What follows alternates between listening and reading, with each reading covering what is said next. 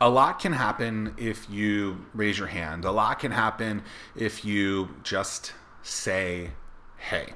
It's a movement that is insanely important to me because it's something that I've done myself and it has helped me grow, which allows me to then interview individuals like today's guest, Aaron Walker, who is the author of View from the Top.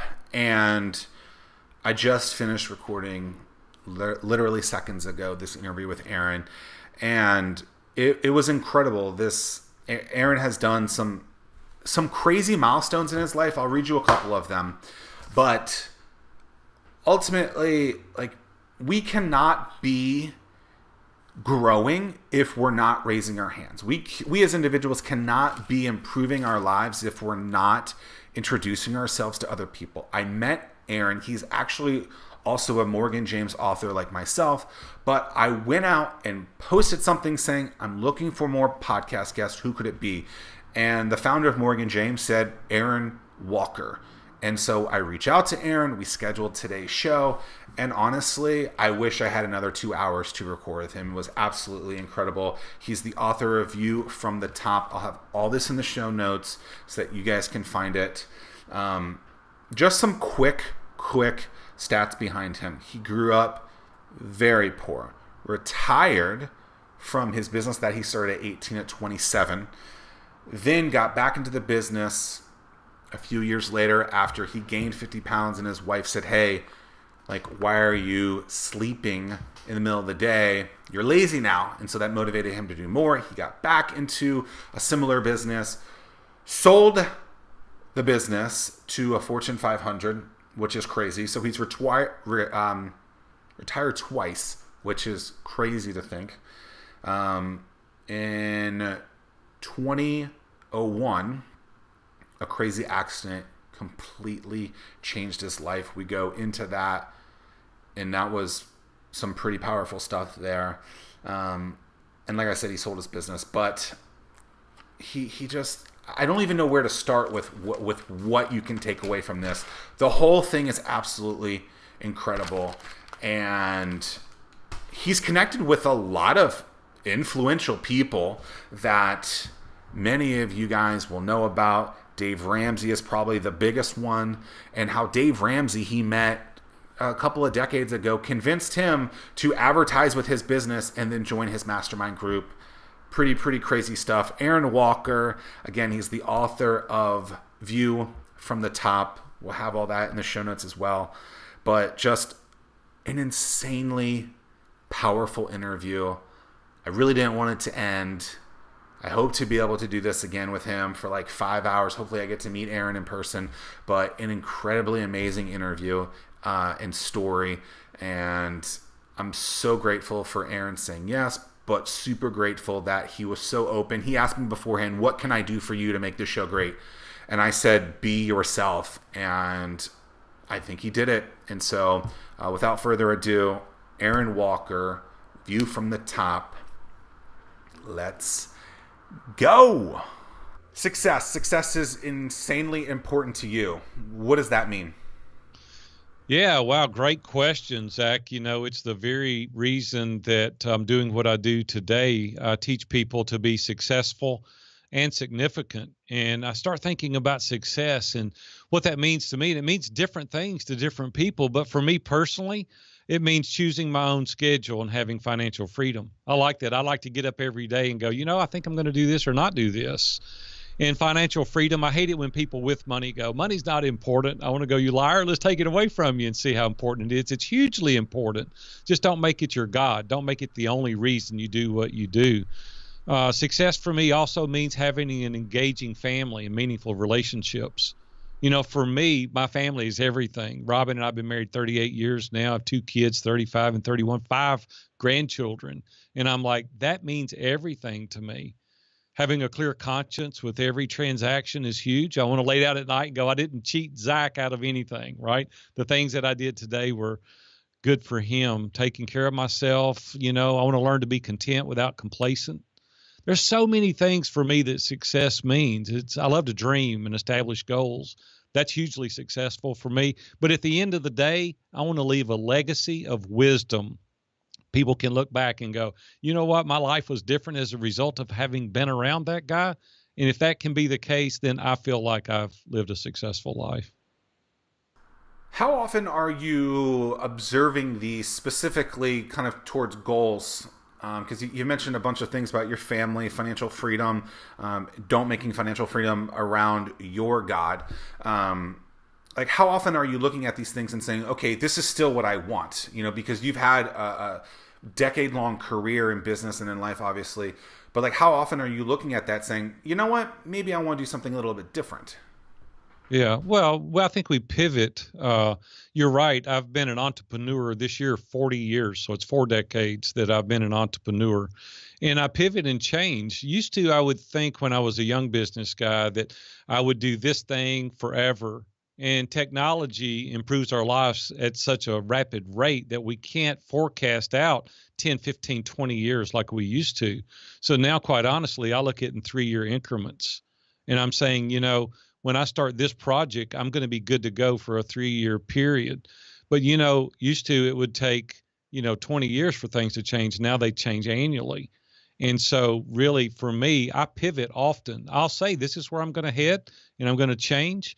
It's difficult to get the boat out of the harbor, but once you get it out of the harbor, it's easier to pivot and change. And I think it takes a wise businessman to be willing to alter his goals and the destination by which he's going, because things change and our life experiences change. And I think we should be willing to adapt and pivot and change as well.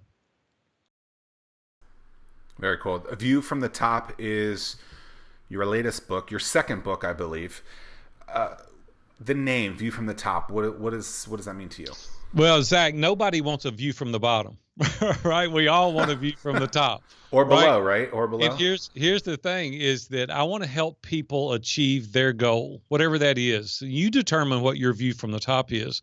Some people it's extreme finances, other people it's peace of mind, other people it's it's the safety and the security. You've got to determine for you what your view from the top is.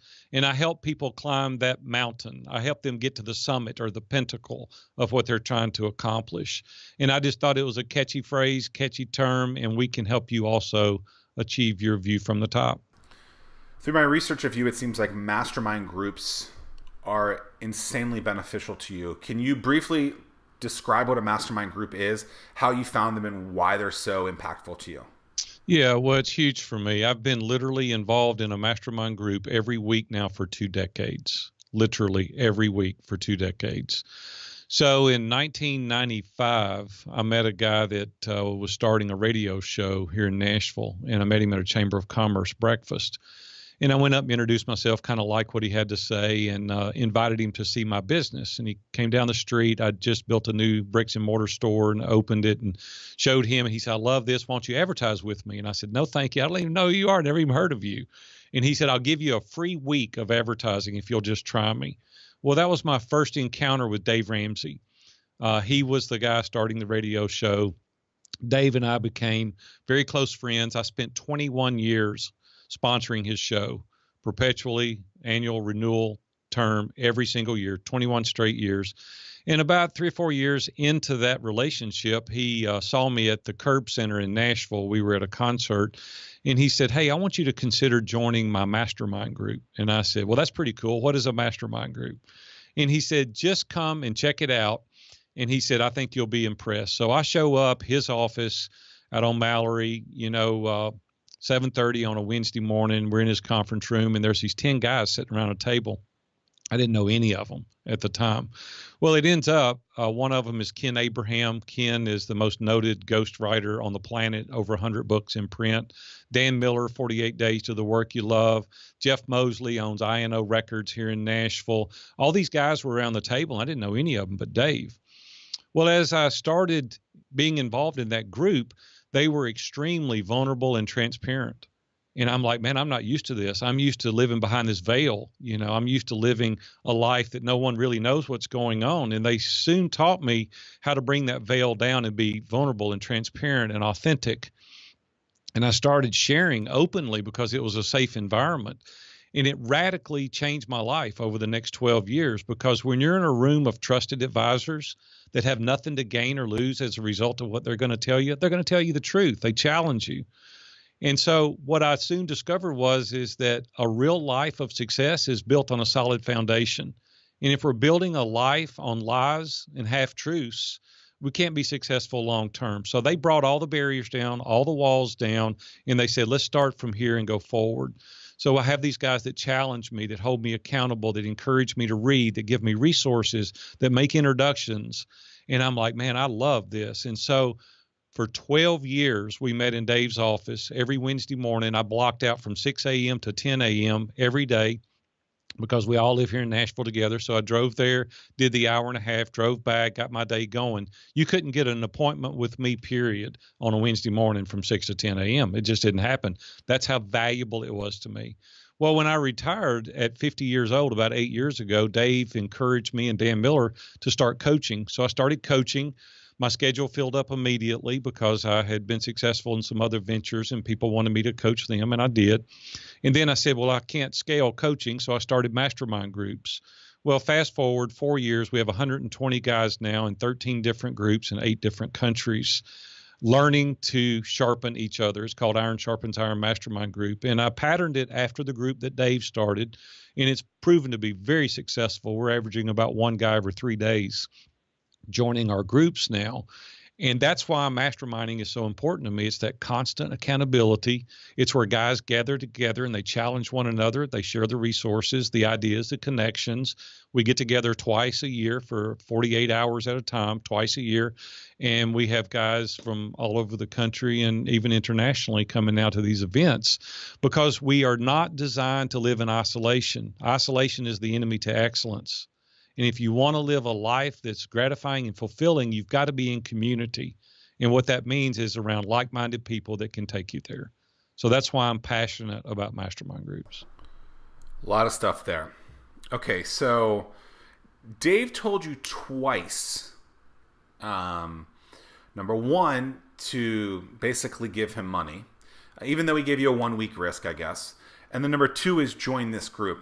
How did he persuade you to say yes? Because I'm sure you're not the type of person who just says yes all the time, but yet this guy's done it to you twice, and it's been something that's absolutely changed your career. Okay, so first of all, people that don't know Dave intimately and personally like I do, he's very factual, he's very to the point, he's very direct, he makes no misunderstanding about his position, and I love that. We're both high DI on the, on the DISC profile, right? And so that attracted me to him. So the first time when he said, hey, trust me in this and try me, and I did, and he filled my store up with customers like that. I mean, it was insane. My business went from a great business to a phenomenal business because of the people that were coming in buying products. Dave said, come here and shop. This is the place to come. Hey, I'll take it. And so my business just went off the chart. So that was a pretty easy trust me, right? So his credibility in 1 week alone. Oh, 3 days. 3 days. Got it. So it's kind of show. like the food court idea where, the lady or the guy handing you a piece of General Tso's chicken says, try this, you like it, it brings you in. So but just by doing a little bit of it, it was phenomenal. Okay. Well, when you fill your store up in 3 days with marketing, that I hate marketing to begin with, when I was a young guy, it's like, how do you know what works? But when people are lining up and they're buying products in your store as a result of that ad, it's like, hey, this works. And so the 100x literally times the investment was worth it. And it was free to start with, and then it later became very, very expensive. And to me, it didn't matter what it cost if it was producing that kind of result. That's why I spent 21 years doing it. What made you finally stop? Because you sold the business? I sold the business, yeah. What about with the mastermind group? How did he sell you on that?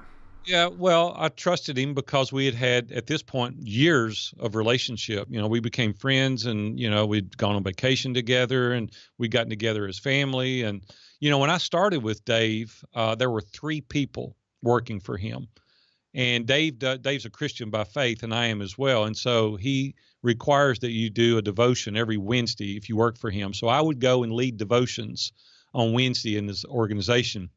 The first one we did, we sat around his kitchen table with 3 people there in the break room.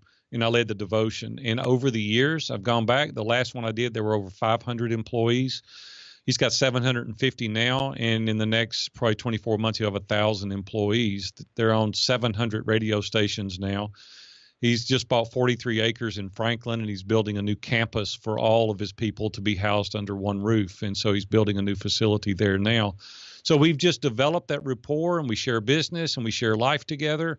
And so when he said, hey, trust me in this, it was pretty easy to do with that kind of credibility and that kind of background. You use the word, you're vulnerable, transparent, authentic. I love all those words.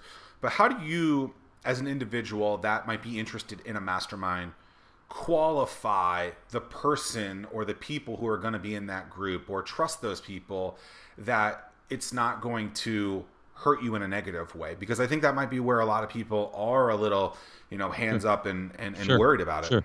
It takes time, Zach. First of all, it took time for me to become very vulnerable and transparent. They had to earn my trust. And so when we're meeting initially, when I first started with this group, I knew Dave intimately and he could be trusted, but the other 9 guys I didn't know intimate. And so over a course of time, they gained that credibility with me. And so you would be crazy, Zach, and anybody else would be, to go straight into a group, be totally honest, transparent, vulnerable, because you don't know who you're talking to. And so they've got to gain that. So through book studies that we did, we appeared to be men of integrity. Men in that group were invited by other men. And so they had an area of trustworthiness to them as well. And so it just comes over time. And it got to a point over a number of years where I didn't have to preface my comment with, this is private. I don't really want you to say anything, right? I didn't have to say that anymore. You just go in there and you say whatever it is you want to say, because they've earned that trust. And so that's the reason that it takes time. That's the reason that I don't want people today to think, hey, I'm going to jump right in there, first call, second call, I'm going to air all my dirty laundry. You just can't do that. It just takes time. I'm a long-term thinker, right? I'm not a short-term guy. I don't need an ROI immediately. I mean, I started thinking about retirement when I was 18, right? And so I'm a long-term planner, long-term thinker. And that's the way you've got to do. If you're going to build solid roots and relationships for long-term benefit, you've got to be a long-term thinker. You're saying so much, I don't know how I'm going to fill it all in. All right, so Michael Phelps is behind you. Why is that picture such a big impact for you? Yeah, so when you've got a guy that is willing to devote his life to one thing, Gary Keller, and Jay Papasan wrote The One Thing, the book, and they really talk about niching down. They really talk about narrowing your focus. And in the book, when I read it the first time, I'm like, man, this has got some great substance, and started going back through it again. I had other businesses personally that I got rid of that were even successful financially because I didn't have the bandwidth to give all that I could to one thing. And so you start thinking about multitasking, and that is actually possible to do, but you can only focus on but one thing at a time, right? You can multitask, but you can't do a good job. You can't give all your energy to one thing. And so I started thinking about how I could be more successful in other business ventures. Started watching Michael Phelps, and I said, this guy's the most decorated Olympian in history, 26 medals. And the guy dedicates 6 to 8 hours a day, every day, to exercising, the mental exercises that he goes through, strength training. He's not interested in being a pole vaulter or a tennis player or ping pong player. This guy wants to swim. That's all he does, right? It's the one thing. So I'm thinking, how can I transpose that into business? What are the things that I can do to become that focused in business? And even sitting on my desk, his closest competitor in the world is watching him. Michael Phelps never takes his eye off of the target, yet his competition is watching him. And it's teaching me to let my competition be irrelevant in what I'm doing today. If I focus on my client and adding extreme value, I'm going to be hugely successful at whatever I'm doing. So that's the reason the picture behind me, that's the reason it's on my desk. It's just a reminder every day, keep your focus on the target. What's really interesting is the person in the picture that you showed, who is behind him at that point, 4 years before in the Olympics, beat him. Yeah. So it's crazy that he would look so much today. So at 18, you started your first business. What type of business was that? Yeah, I was in the pawn shop business. I didn't even know what the pawn shop business was when I started, when I was 13 years old. Fell in love with it. By the time I was 15, I decided that's what I was going to do professionally. I went to night school and summer school for 18 months. Had enough credits to graduate the beginning of my junior year in high school. So I didn't have to go my junior and senior year of high school. So I worked every day and met a couple of guys when I was 18, had a lot of money. We forged a partnership, opened our first store at 18. Is this the business that for 21 years you marketed with Dave Ramsey? Yes. Okay. Yes. And then this is the same business that you sold to a Fortune 500? I did. I sold the first round of pawn shops at 27 years old to Cash America. They're in Fort Worth, Texas, and quit. I was through at 27, I thought. And then I went back and bought the location that I started with when I was 13 years old. You bought it back? Yes. Why? Yeah, well, I didn't buy it back. I bought it. When I was 13 years old, I worked for a local shop. Got it. Fell in love with the business, went out on my own. We were poor, Zach. I didn't have any money. My family was very, very poor when I was a child. And I met these guys and pitched the idea. They bid on the idea. They own the 21st largest insurance agency in the country, and they had plenty of money. And so I went to them, pitched this idea. They loved the idea. We formed a partnership. I gave up 2/3 of the business to get a third. And I said, hey, why would I not do that? Because I don't have anything to begin with. I'll be a third better off. Later bought the partner out. They gave me the money to start and then sold out later to a Fortune 500. I took off for 18 months. I was married. I got married 2 weeks out of high school. And my wife woke me up from a nap one day, 18 months after I sold the first round. And she said, this is not what I signed up for. You're getting in the bed in the middle of the day. I was bored out of my mind. I gained 50 pounds in 18 months. And she said, you got to do something. So I go back, start loaning the company I started with money, developed a relationship and a rapport. We formed a partnership. I bought half the company. We spent the next 10 years growing that business 4 times the size it was when we bought it. And then in 2001, I don't know if you want to get into this today, I had a horrific automobile accident, and it radically changed the transformation of my life from that point forward into an attitude of how to live a successful and significant life. If you want to dive into that, we can. If we don't have time, that's fine. So I do. Before we get into the car accident, so what is it about the power of broke that motivates you, that because you grew up poor and you never had anything, and so to be able to be where you are today, like it's almost like you had to create your own everything. And so how are you able to do that when you basically didn't have the resources that many people who are super successful do? Yeah, I had all the resources I need, and it was called grit, determination, and perseverance. It's the very thing that every one of us possess if you choose. I didn't have resources financially, but that was the easy part. The part that's the most difficult is from within, and that is having that perseverance, grit, and determination. I watched my dad, listen to this, I watched my dad sweep the snow off of a roof in the middle of the winter to tear the roof off, to re-roof the house, to get money to feed us. And I thought at that moment, I don't want to work that hard physically. There's got to be a different way. I watched my dad dig the footings of a house with a shovel and build these houses when I was a kid. And I thought, I don't want to work that hard. And my mom used to put canned goods in the pantry during the summer and nail a board over half the pantry so we would have food in the winter. Now, listen, I'm not trying to paint a picture, poor me, but when you live that way, my parents were awesome, great character, honesty, integrity. My dad was just a bad business person, right? He was a great man, my best friend, but he was not a good business person. And I thought there's got to be another way. And I thought I can go out and ask. And if the answer is no, I'm no worse off than I was. So for me, when I hear no, that just means no for today. That doesn't mean no forever. And so I'm very adamant about asking, because it's always no if you don't ask. And so I thought, what is the worst that can happen? They'll say no. And they didn't. They said yes. And so that gave me a start. So I want to encourage your listeners today, listen, don't be afraid of someone saying no. What I'm afraid of is missing an opportunity more than I'm fearful of failure. I love that so much. I mean, the reason we met is because I basically just said hello, right? And I posted out a post saying, hey, I'm looking to interview some new folks for the show. A mutual friend, David Hancock, says we connect. I'm a big believer in raising your hand, saying yes to every opportunity, and ultimately just saying hey, and I really appreciate that. So in 2001 was the car accident?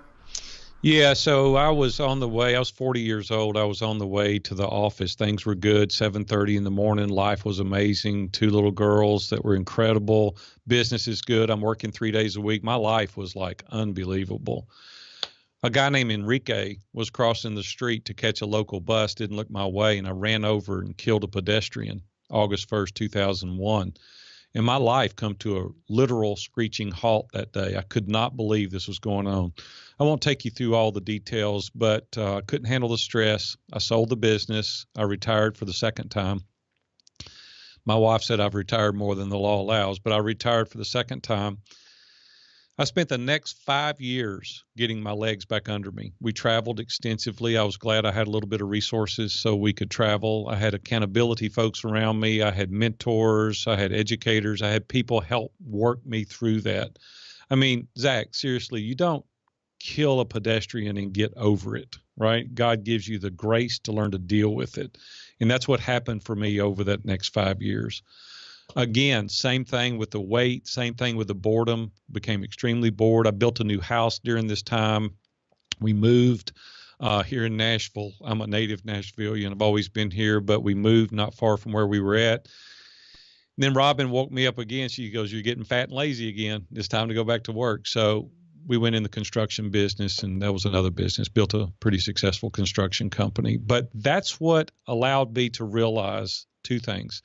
First of all, I was very grateful for the success that we had had early on, but nobody cared. See, that's what my legacy would have been. Poor kid from Nashville, Tennessee, makes enough money to retire at 27. Nobody cares.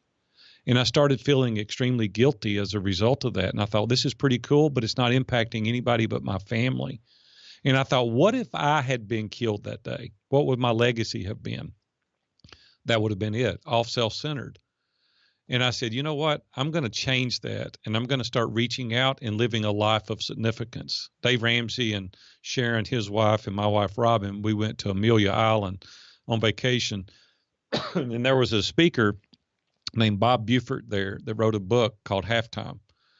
And I met Bob. He was a friend of Dave's, and I met Bob, and I read the book, and it changed my life. It said we spend the majority of our life being successful, and then when we get old, fat, and lazy and rich, then we say we've got time for significance.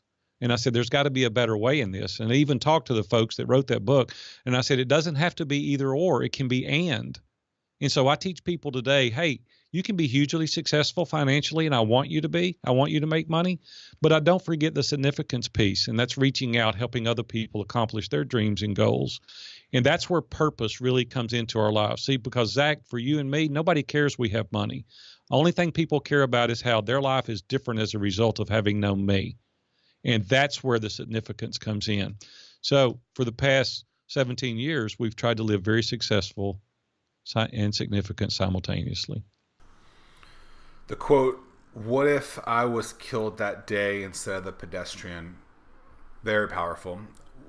At what point did that kind of come up? And was it because of your wife during that time when she said, you know, this is getting too much? Like, where in the 5 years did that come up, and how long did it take for you to really start taking action from that?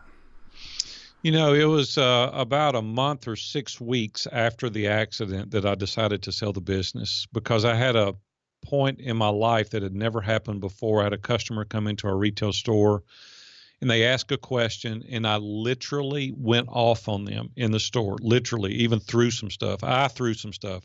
My temperament is not that. That is not my disposition. I'm very customer service oriented, and the whole store, we had probably a dozen employees. The store was full of customers. The whole store went solid, quiet. Everybody looked around. My partner walked by, and he said, "Big A, are you okay?" And I said, "No, I'm not okay." And I left, turned my back on the customer, went into the office. I said, "We got to go to dinner. We got to talk through this." We go to dinner a couple of nights later, and I said, I want out. I got to sell the business. I'll finance it over a 10-year period. This is what I'll take for it. We shook hands. We had a deal, and I sold him the business. Well, in that course of that, what came to my mind is self-reflection. I started diving deep into myself, doing a personal assessment, saying, what is important to me? Is it success? Is it significance? Is it my own well-being? I started really reflecting on who I was as an individual, and I didn't like what I found. I was pretty cocky and arrogant because I had had some success, and people didn't like that. My wife even pointed that out, and I started thinking, what can I do to change that? And so it was a long process thinking through that. How would I be remembered? And we even do some deep dives into people's lives today, and we find out all the trash that's behind and all the fathers that weren't present and how they didn't breathe into their kids and how they were absent and how they were alcoholics and they didn't. And I'm like, I don't want that legacy. I want my kids to be able to say, my dad was always there. I was at these events. My grandkids to say, Big A was there. He helped me. Or people, colleagues and peers to say, hey, this guy helped me open my own store. He helped introduce me to these people. And then if we can have that, Zach, quite honestly, we've lived a very purposeful and meaningful life because as I've said twice before, nobody cares what you've got. They don't care you have a nice house, a nice car, and you got money. You got a place on the beach. Nobody cares about that. What people care about is the influence that you've had in their personal life. And so I started thinking I've got to change the paradigm shift of my life, and I've got to leave a legacy that my kids and grandkids would be pleased over. I love that. The influence in someone's personal life. That's very, very powerful. So, I mean, you've done some crazy things in your life. You grew up poor, retired at 27, got back into the business. You went through a crazy accident in '01. You sold the business again. Somewhere in there, you gained 50 pounds. Have you gained any of that back within the last? I'm in pretty good 10 shape years? right now. I'm almost 60 and I could stand to lose 10 pounds, but my wife stays on me pretty good about that. We're about to celebrate 40 years of marriage. And so she keeps a pretty close eye on that, make sure I'm taking care of myself. I'm recently married within the last year. What's something that you've done with your wife that keeps you in the business, gets her excited about the business, but then the personal life is still good? Like, is there any kind of words of wisdom to me or anyone else that's kind of recently married but owns a business to kind of keep that life with your significant other so intact and what you want it to be, a loving relationship? Yeah, Robin and I started dating. She was 15, I was 16. And, high school sweethearts. We went to rivalry schools in the same community, but met her. Robin has been my biggest advocate and supporter from day one. And Robin, listen to this, was poorer than I was, if you can only imagine. And so when we got married, we said, we can't screw this opportunity up. We may never get another opportunity, and we've got to learn to delay gratification. So today we'll live like no one else. So tomorrow we'll live like no one else. And that's what we've been able to do because we've delayed the gratification. So Robin has been there all along the way to give me that support, to undergird me, to be my biggest champion in everything that I've done. We've got a couple of rules for us. First of all, if we both don't agree, we don't do it. It's just simple as that. Period. I don't care what it is. Moving, finances, it doesn't matter. Now, we've gone through some hellacious fights to get there, right? But we have to agree or we just don't do it. The second thing is we have strong boundaries, and we've even got some things in our marriage. And this is not a marriage seminar, but some of the things that we do is we refuse to go to bed angry. We'll sit up all night and talk if we need to, but we don't do that. Some of the personal things, and I don't mind sharing these things. Our bedroom is kind of our sanctuary. There's no electronics in there. There's no pictures of other people in there. It's our place. We don't watch TV in there. We don't talk on the phone in there. We don't do interviews in there. We don't do anything in there. That's our place. And so that's kind of the boundaries there. When I travel, social media for me is something that I'm very protective over.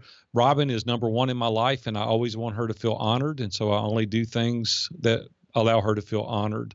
And I do things like I don't go to dinner alone with women and don't ride in the cars with them. I'm never alone with them. Very strong boundaries that we do.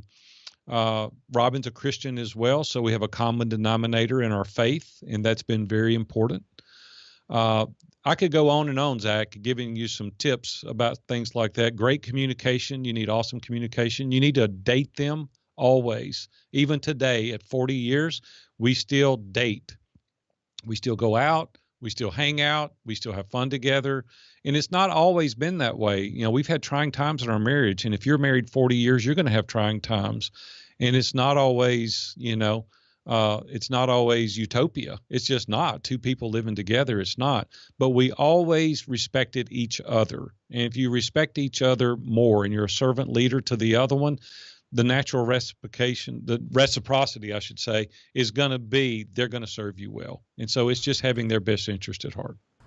Love it. Here's to me having 40 years and more than 40 years into the next 40 for you. Thank you.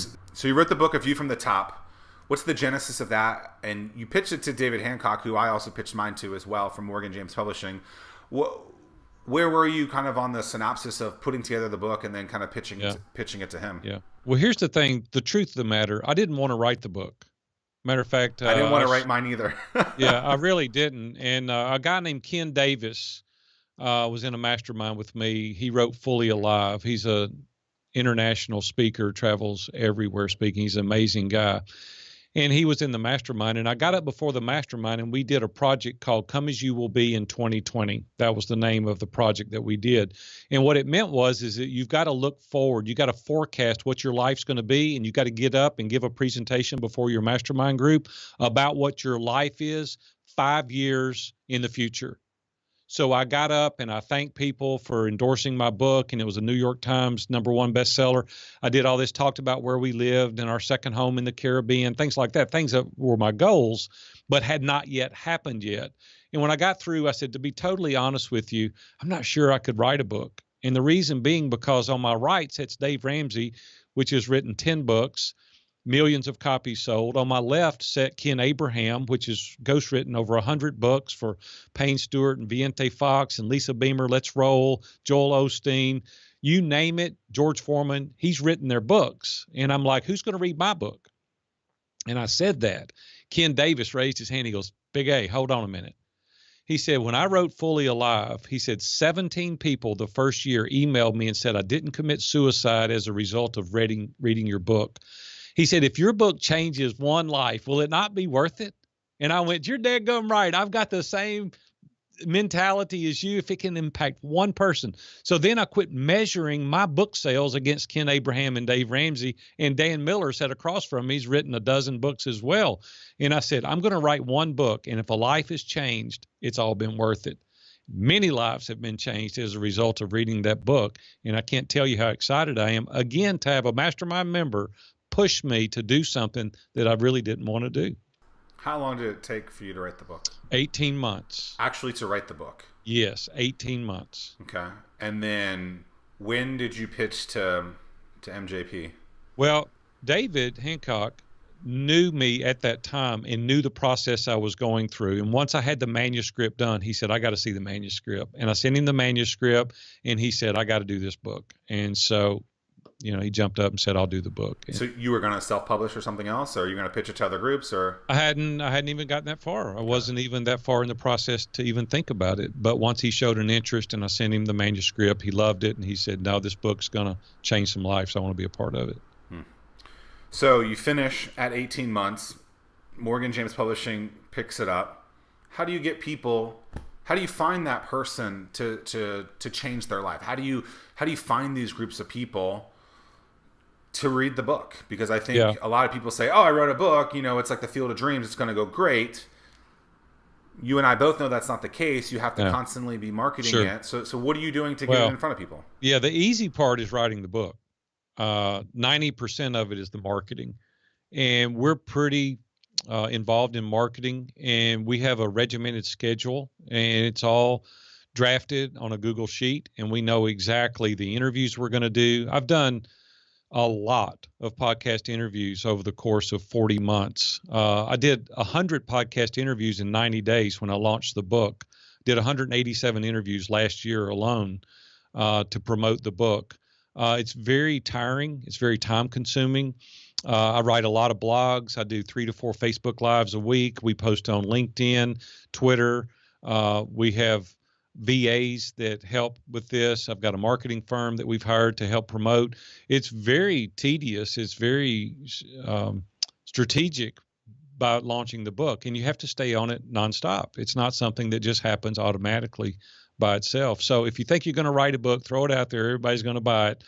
That may happen 1 out of a million, but that's not the rule of thumb. So it takes a lot of effort to have joint relationships with people, to leverage their audiences as well, to get the book out there. But once the book is out there, people read it. The book needs to be pointing to something. And for us, it's pointing to the Mastermind group. Because once you read the book and you realize what it means to have success and significance, you need a measure of community and you need a measure of accountability to keep you in that frame of reference. And the Mastermind group does that. Okay, very cool. So 100 podcasts in 90 days. The team, how big is your team doing this? Yeah, no, well, it's not just this. We have a 5-person team, and there's 3 VAs, there's 1 full-time here, there's a team leader. So we have 5 team members that work for us at View from the Top. Very cool. In your podcast, in your blogs, in your kind of overall campaigning, is there a central message that you use that tells people what to get, so that it's not like creating, 50 different or 100 different stories over 90 different days? Or are you basically seeing the same thing over and over again throughout those 90 days? Everything has a common thread and theme, and that's how to live a successful and significant life. There's many roads to get you there. And we do that through encouragement. We do that through Facebook Lives. We do that through Twitter, LinkedIn, professional videos, amateur videos that we create. There's so many avenues in order to focus on the one thing. My one thing is men are our audience primarily, or 100% is the people in the Mastermind. Nothing against women. There's groups for women, but our niche market is men. And we help ordinary men become extraordinary in all they do. See, the truth of the matter is, Zach, I almost lost my family because I was so focused on business. It was another business, open another store, make a little more money. I was so focused on that I came home with a pocket full of money to a house full of strangers. And I didn't know a lot of the things that were really important. And at that point, I was still a loser. And I said, never again will I allow that to happen. That's why I built such strong boundaries. And that is why now that we spend 50% of our time on personal development and 50% of our time on professional development. Because if you can have one or the other without both, you're not a winner. And so I don't want people one day coming home and their wife saying, or their husband saying, hey, it's been a good ride and we've done well, but I don't even know you. You don't even know your son's baseball coach. You don't know my favorite color. You don't even know what I like to eat. You don't know our little girl's piano recital teacher. You don't even know what's going on in our life. And I thought, man, I want to live a life in its fullest. And that doesn't mean just making money, but that's living a life of significance with the people that you influence on a daily basis. Very, very, very, very, very powerful. Of the goals and the 2020 goals, I think it was 2020 goals, how many of them were there and how many of them have you achieved? Yeah, quite honestly, we're probably 2 years ahead of schedule. I didn't even have the Mastermind on my radar when I started 4 years ago. I had retired and I was going to work, a couple hours a week and coach a couple of guys. And as a result of doing the podcast interviews and letting people understand that there's more to life than just money, it's really resonated with a vast majority of people. And they're going, hey, I've made all this money, but I still feel hollow. I still feel empty. And I say, well, we can solve that problem. We can help you get the purpose in your life. See, here's the thing. The motivation, the excitement, and your goals financially only scratches the itch temporarily. I don't care how much money you get. It's not going to scratch the itch long term. What scratches the itch long term is having a purpose, your why. And I illustrate this by saying, Zach, at this point, you probably don't have children, but if you did, we'll pretend. You said you've just been married a year. But if I were to say, hey, Zach, there's 200-story buildings here, and I'm going to put a board across them, and I want you to walk across it, and I'm going to give you $10 to do it. You're like, Big A, you've lost your mind. There's no way I would do that. Look at the risk. But if you had a daughter, and I put her on top of that building and set the building on fire, now nothing would keep you from going across that board, right? It's the bigger purpose. Well, that's what it is in our lives today. When I go to bed at night, I'm thinking about the mastermind. I'm thinking about how to add value. It keeps me awake. It's like, man, I love it. First thing I think about in the mornings, it's not just the money. The money will come as a result of it. I make as much or more money now than I've ever made in my life. It is as a result of me adding value to other people's life. See, when we focus on just the money, the purpose doesn't happen. That's why the money's not gratifying. It's not fulfilling. But when you focus on the person and the need and you look outward, you're going to feel very gratified and meaningful and purposeful, and the money's going to come as a result of it. And so then we live a life like I'm talking about. The 200 boards and the daughter that I don't have, so I don't have kids, but that's an incredible way to say that. Is there something that we haven't talked about that you want to talk about? Yeah, I think we've covered the gamut. We've covered a lot of topics today. I would just say a couple of things in closing. There's two mantras I've lived my life, and it's the title of the first chapter in my book. And my mom raised me with this mantra. She would never allow me to say the word can't. She would say, you might not be able to do it, but you're at least going to try. And she had a little goofy saying that irritated me originally, and I've adopted it, and it's the principles I live my life by today.